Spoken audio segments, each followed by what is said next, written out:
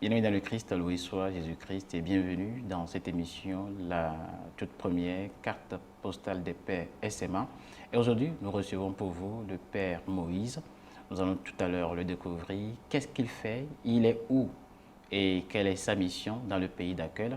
Tout cela, nous allons ensemble découvrir dans un bref instant. Bienvenue, vous êtes bien sûr SMA Togo TV, la nouvelle chaîne missionnaire.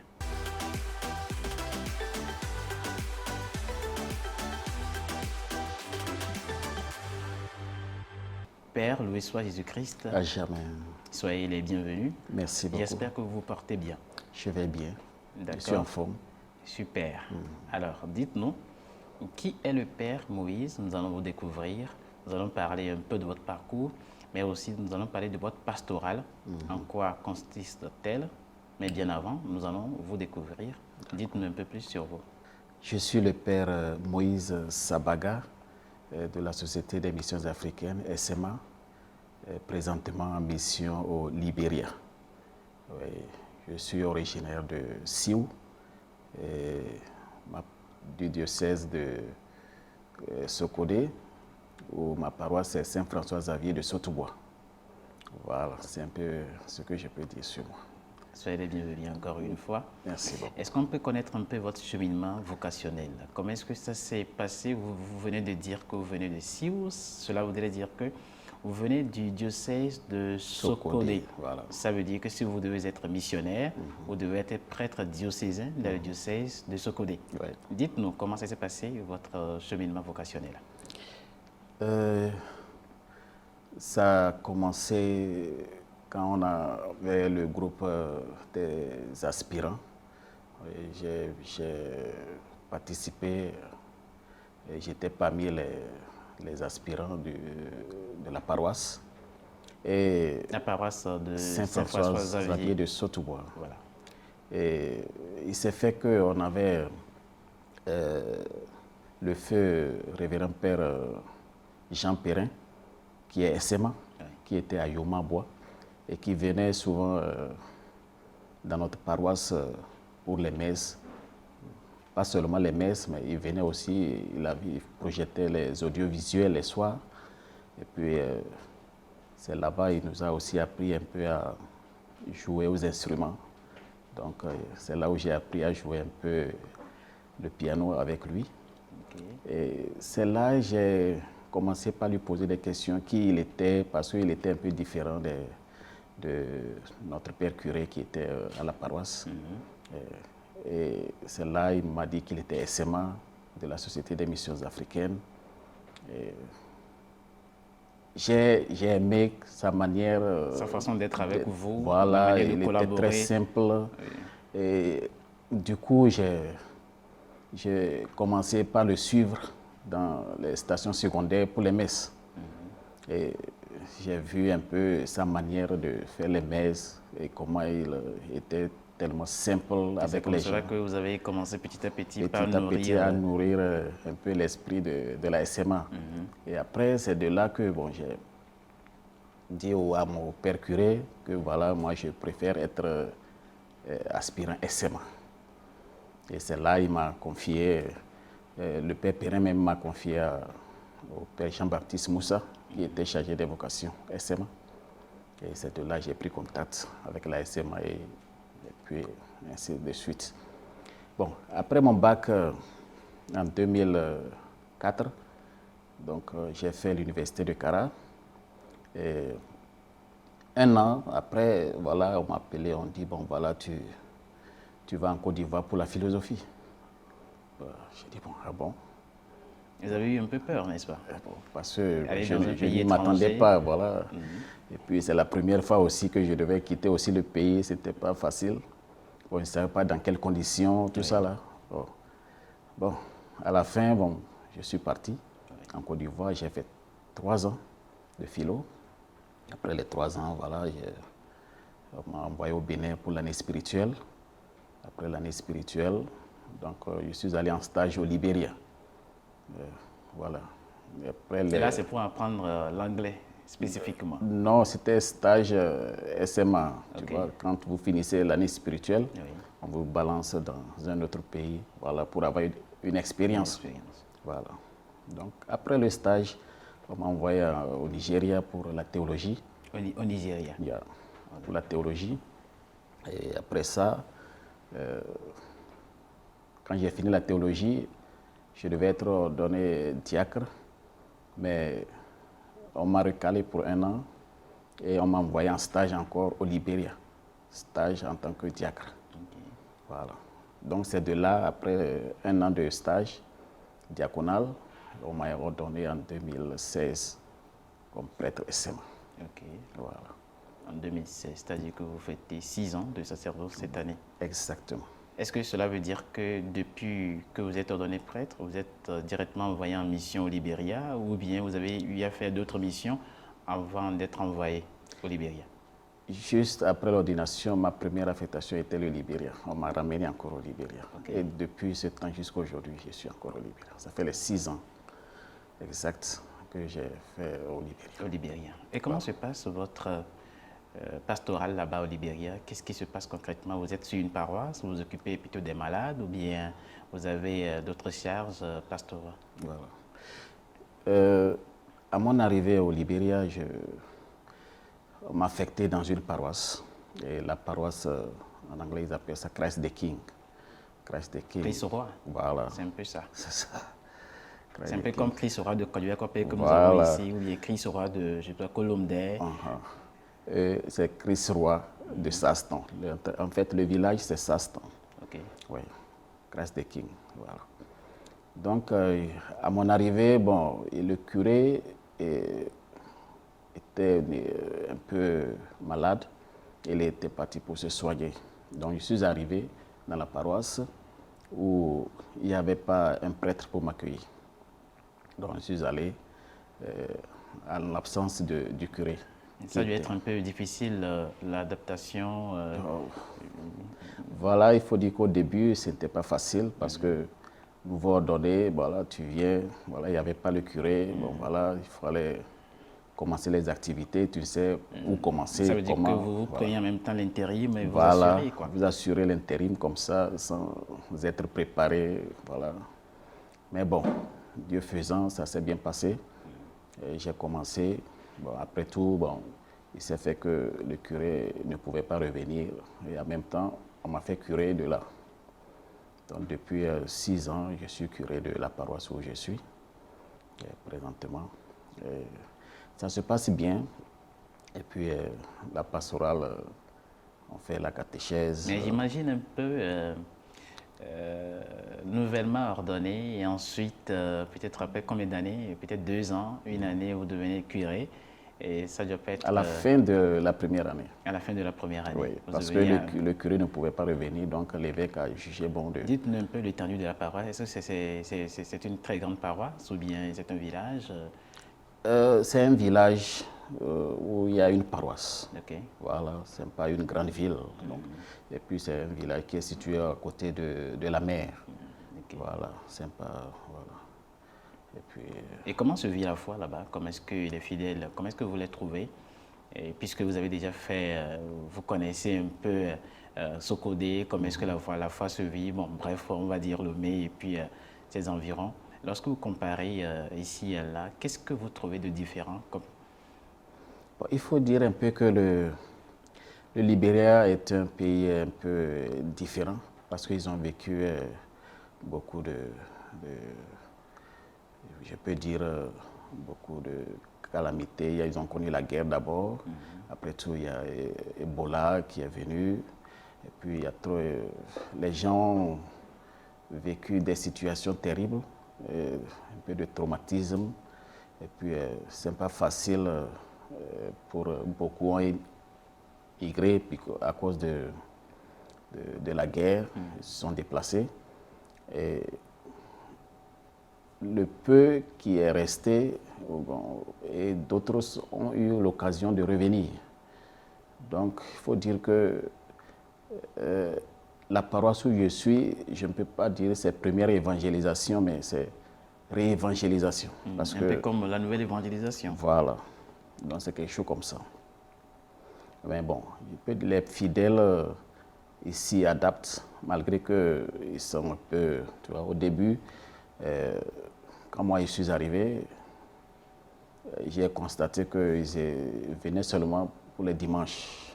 C'est-à-dire qu'ils ne venaient pas en semaine? En semaine, c'est difficile de les trouver parce ils vaguent dans leurs occupations. C'est un pays de businessmen, on va dire ça comme ça. C'est un pays anglophone. C'est un pays anglophone. On va préciser. Oui.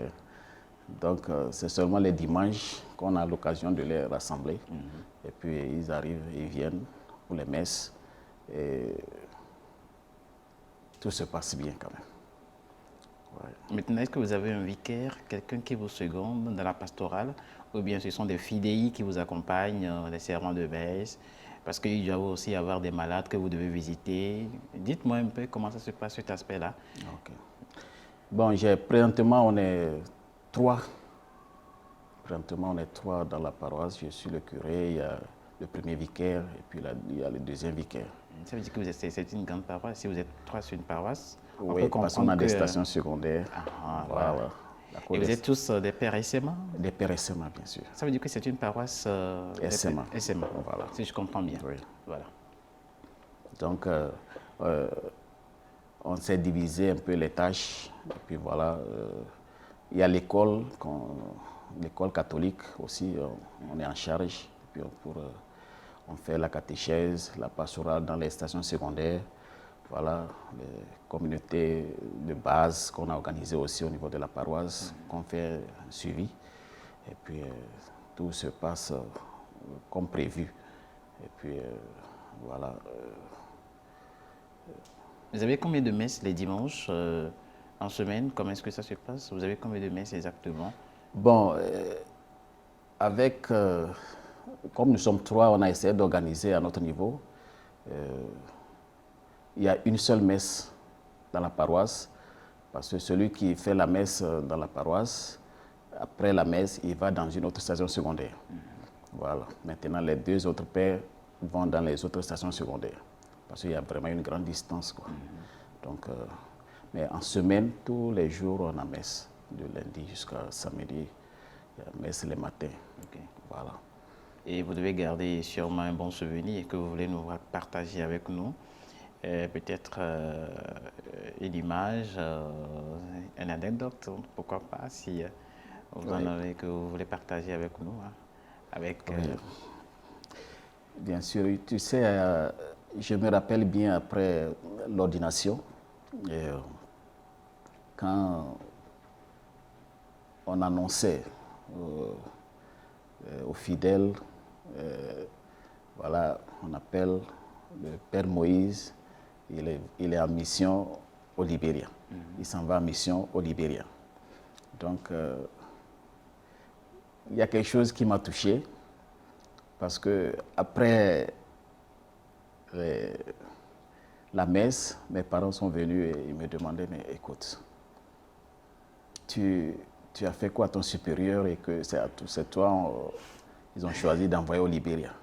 Parce que les parents avaient peur à cause de... Tu vois, le Libéria n'était pas encore stable. Oui. Après la guerre, il y avait la reconstruction. Nous allons revenir sur ça tout à l'heure. Oui, d'accord. Donc, et puis, je les ai dit, non, il n'y a pas de... Je n'ai rien fait à mon supérieur, mais c'est Jésus lui-même qui nous envoie. Voilà. Souvent, on pense que c'est une punition. Voilà, c'est ce que les parents pensaient. Voilà, ce sont des regards humains. Voilà. Qu'on va dire ça comme ça. Voilà. Et c'est le souvenir qui m'a plus marqué, c'est à mon arrivée au Libéria. Donc, quand je suis arrivé, le chauffeur est venu me chercher.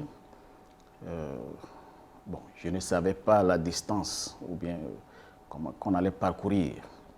Il était venu me chercher à l'aéroport. On s'en va. On n'arrive jamais. On roule, et puis mais la route était mauvaise. Je me demandais, à un moment, j'ai demandé au chauffeur, mais on s'en va où? On traverse des forêts, seulement on continue. Mais il s'est fait qu'on était embourbé quelque part où on ne pouvait pas s'en sortir. C'était chaud et il pleuvait. Avec vos bagages. Avec tout était dans la voiture. Les valises. Mais il fallait qu'on trouver un moyen pour quitter, quoi. Ouais. Donc, il a fallu qu'on se déshabille et puis on trouve une pelle, essayer de trouver chemin. Ah, c'était terrible, en tout cas. Ça n'a pas été facile. Et puis, on a fait plus de 3 heures de temps dans ce coin, dans la pluie. Il n'y avait pas de solution. On a essayé tout, mais on ne pouvait pas passer.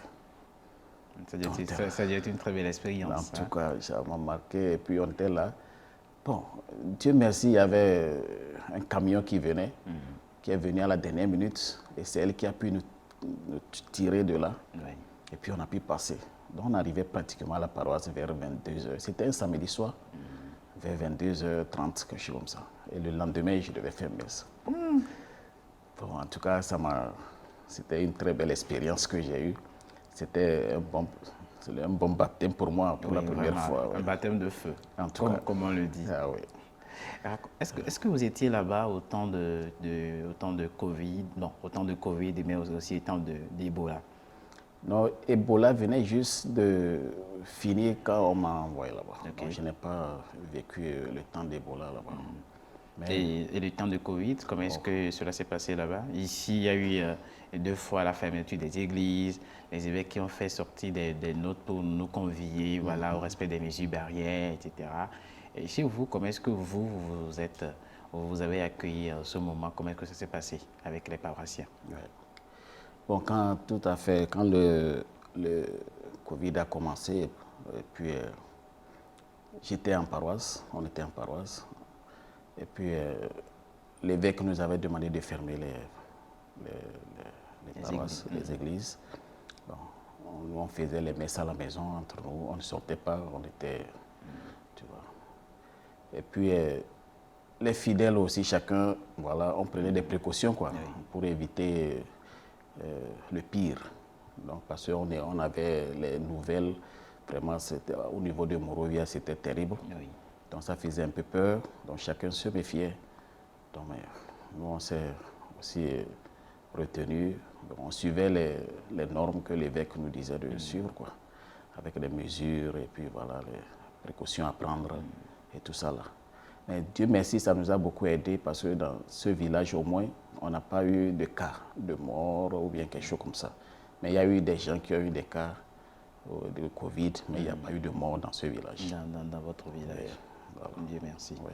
Mais est-ce que dans ce moment, est-ce que vous arrivez quand même quelquefois à visiter vos fidèles pour ne serait-ce les saluer, ne serait-ce voir comment est-ce qu'ils se portent? Parce que vous devez également les manquer parce que ça fait un long moment qu'il y a eu messe et les sacrements qu'on ne vit plus pratiquement. Oui. Est-ce que vous êtes quand même quelquefois dépêché pour les saluer, pour les voir? Bon, au temps de Covid, c'était strictement interdit. L'évêque nous a interdit cela. Oui. Donc, on suivait les recommandations qu'il nous a données. Donc, mais après un temps, on s'est vu que Covid, la tension a baissé. Oui. Donc, on faisait une petite sortie. Après, tout l'évêque a dit on peut commencer les messes au niveau de la paroisse. Avec les cache-nez, les masques. Voilà, avec les dispositifs de lavage de mains. Et petit à petit, mais présentement, bon, je pense qu'on n'en parle plus de Covid parce que personne ne porte les cache-nez. Et puis voilà, on vient simplement.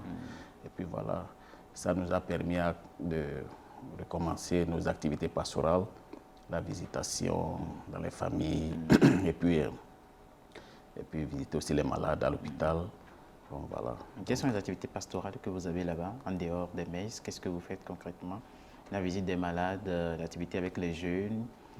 Ouais. Qu'est-ce que vous faites? Bon, on s'est organisé. Bon, il y a d'abord il y a la catéchèse, qui est vraiment primordiale pour nous parce que ça veut dire qu'il y a beaucoup de jeunes dans le village. Oui, il y a des jeunes.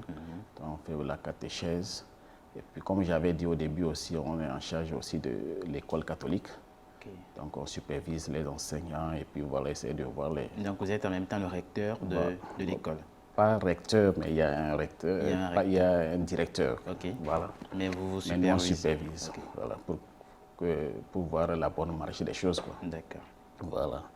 Et aussi, au niveau des stations secondaires aussi, il y a des visitations. Donc, s'il y a des cas de malades, on nous invite et puis on va. Parce que dans ce village, on a une voiture et celle qui sert en même temps comme l'ambulance. Et puis on aide les malades, on les transporte à l'hôpital et autre chose. Voilà. Ça fait 7 ans exactement que vous êtes là-bas. Oui, bon, ça fait bientôt 7 ans. Bientôt 7 ans. Voilà. Vous n'avez pas envie de revenir? Ça ne vous dit pas de peut-être essayer un autre pays, une autre mission? En fait, Ou bien vous vous sentez très bien là-bas, on va dire ça comme ça. En fait, c'est pas à moi de décider de quitter ou bien de rester. Bon, j'ai été envoyé, c'est mes supérieurs qui m'ont envoyé. Oui. Donc, quand le temps vient aussi, s'ils m'appellent de revenir ou bien d'aller dans une autre mission, j'irai aussi. Exactement. Donc, je n'ai pas à dire, bon, je vais quitter, voilà. Donc, c'est à eux le dernier mot. Voilà. C'est avec cette charge-là. Voilà. Et vous êtes tous togolais? Vous venez de dire que vous êtes 3 prêtres sur la paroisse. Est-ce que vous êtes tous togolais ou bien il y a d'autres pays Oh non, on n'est pas. Je suis le seul Togolais. Le deuxième vicaire, c'est un Congolais. Et puis le troisième, c'est un Irlandais. Okay. Voilà. Vous avez une maison provinciale, SMA c'est une maison de district. Au Libéria, on parle de district, ce n'est pas province. Okay. On est en district. De district. Voilà, c'est une maison de district qui est située à Morovia, à la capitale. Okay. Voilà. Est-ce que vous êtes loin de la capitale? La capitale, et vous Vraiment, on est tellement loin, vraiment, on est au sud même, au sud de la capitale, vraiment très loin. Et puis, pour voyager, pour aller à Morovia, tu peux faire pratiquement 2 jours, parce que la route est terrible. Et puis, souvent, c'est peut-être le seul moyen qu'on utilise maintenant, c'est de prendre le vol. Parce que nous sommes dans la saison pluvieuse et que la route est tellement foutue, quoi. Donc, on utilise l'avion pour pouvoir aller à Morovia. Ça y est vraiment terrible. En tout cas, ce sont des expériences, surtout que vous y plaisez très bien là-bas. Ça fait déjà 7 ans que vous êtes là. Et c'est intéressant ce témoignage que vous nous donnez là. Et j'ai également une question, c'est par rapport à la vie missionnaire même, en général. Comment est-ce que vous savez que vous avez fait le choix depuis, mais comment est-ce que vous le trouvez? Quelles sont vos réelles impressions par rapport à tout ce que vous vivez là en tant que missionnaire de la Société des missions africaines? Alors, moi, j'ai compris que pour être missionnaire, plus précisément SMA, il faut d'abord l'humilité et le cœur.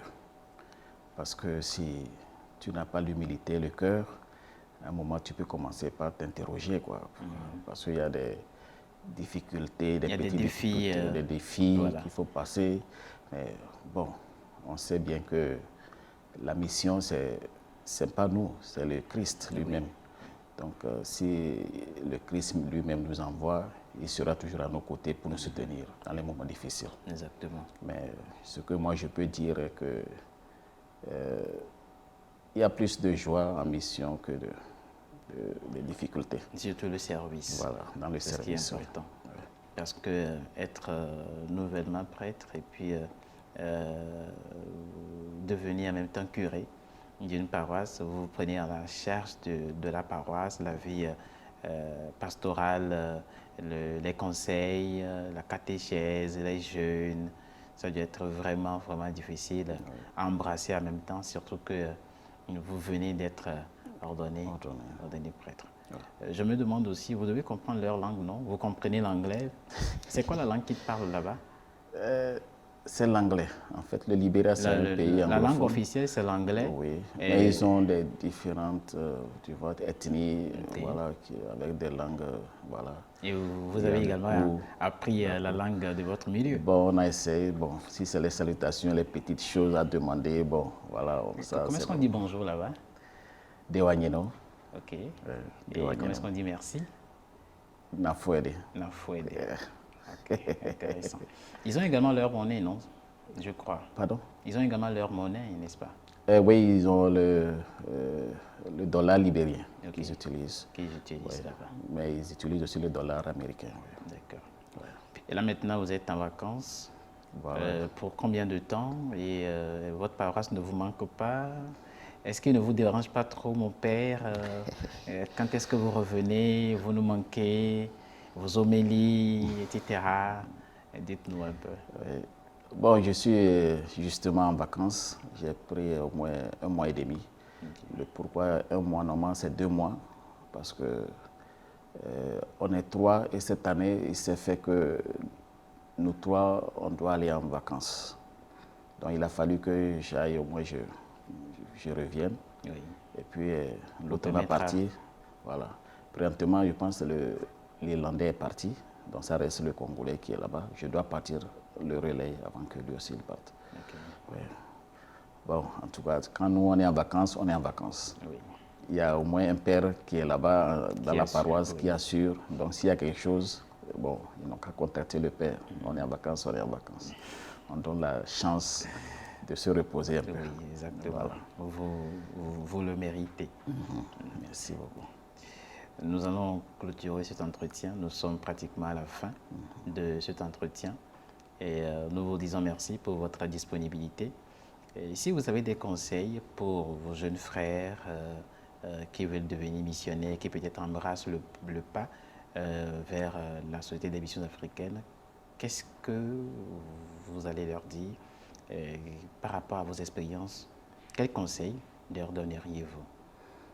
Bon, ce que moi je peux leur donner comme conseil, c'est de ne jamais avoir peur, tu vois, d'être missionnaire. Parce que souvent, les gens pensent qu'être missionnaire, il y a beaucoup de défis. Et puis les défis vont te permettre, non, tu ne vas pas bien jouir ta prêtrise. Oui. Autre. Mais je veux leur rassurer que c'est bien vrai, il y a des défis, mais il y a aussi la joie dans le service.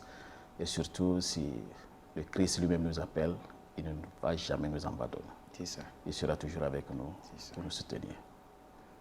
Je les encourage aussi à emboîter le pas et à nous relayer bientôt. Nous aussi, on va... Voilà. Il y a un prêtre qui disait souvent, le Christ ne choisit pas les forts, Voilà. mais il rend fort celui qu'il choisit. Voilà. C'est sur ces mots que je vous dis merci, Père. Merci. Merci beaucoup pour votre disponibilité. Bien-aimés dans le Christ, nous sommes à la fin de cet entretien avec le Père Moïse Sabaga. Il est missionnaire SMA de la Société des missions africaines. Il est en mission au Libéria, curé de paroisse, la paroisse Christ-Roi de Sastom. Il nous a un peu parlé de son histoire vocationnelle, mais aussi de sa paroisse, comment est-ce qu'il vit sa pastorale de l'autre côté au Libéria. Nous lui disons un grand merci. Merci également à vous de nous avoir suivis. Vous étiez sur SMA Togo TV, la nouvelle chaîne missionnaire. On se donne rendez-vous pour un autre numéro de la carte postale des pères SMA. Je vous souhaite une très bonne journée et à très bientôt.